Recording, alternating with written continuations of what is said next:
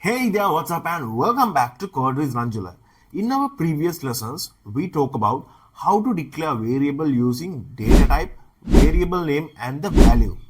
So today we are going to deep dive to the data types. Let's jump into the video.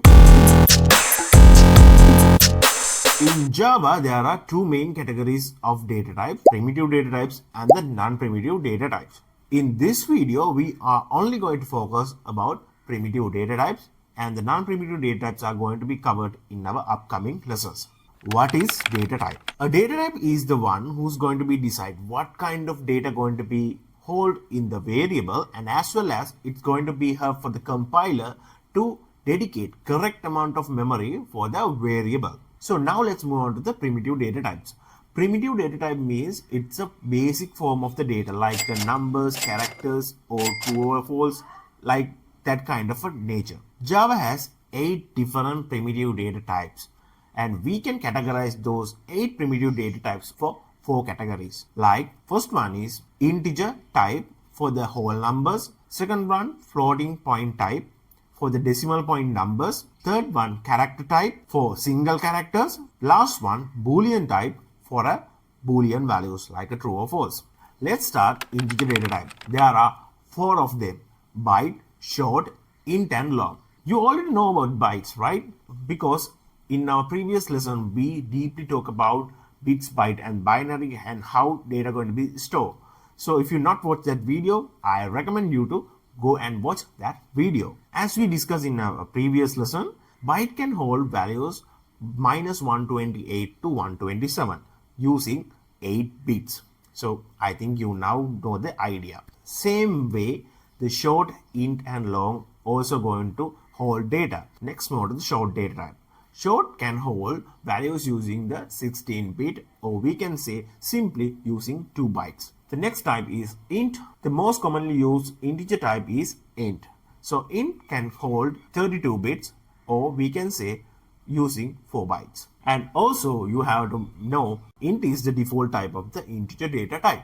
If you need to store large number simply over the limit of the int, you can use long. If you're using long, you have to put capital L at the end of the value because default data type is the int, so we have to mention, exclusively mention that this is the long. That's it for the integer type. Now let's move on to the floating point type. In floating point we have 2 types, float and the double. Let's see float. In float type, decimal point numbers going to be stored using 32 bits and the double it's going to be using 64 bit.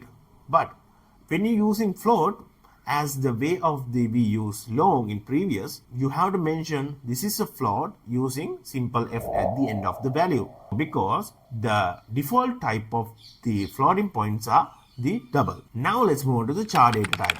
The char data type used to store single character using 16-bit.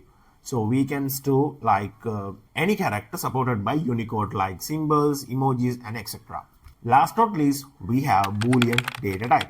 The boolean data type holds one of 2 possible data types, true or false. It is the most efficient way to store yes or no conditions. Now let's see summary of the data types. Let's quickly summarize the memory spaces of each data type. Byte using 8 bits, short 16-bit, int 32-bit and the long 64-bit. Float using 32-bit, double using 64-bit, character using 16 bits, the boolean use 1 bit. So don't worry about that. We append the L and L for the long values and as well as for the F for the floating values because those things are going to be clear in our upcoming lessons when we using their variables and doing some calculations. Then at that point of time you're going to clear why int called default in the integer data type and as well as double in the floating point types. Now you have solid understanding about primitive data types in Java. So simply each data type using specific amount of memory. When you're developing application, you have to optimize your spaces as possible as you can.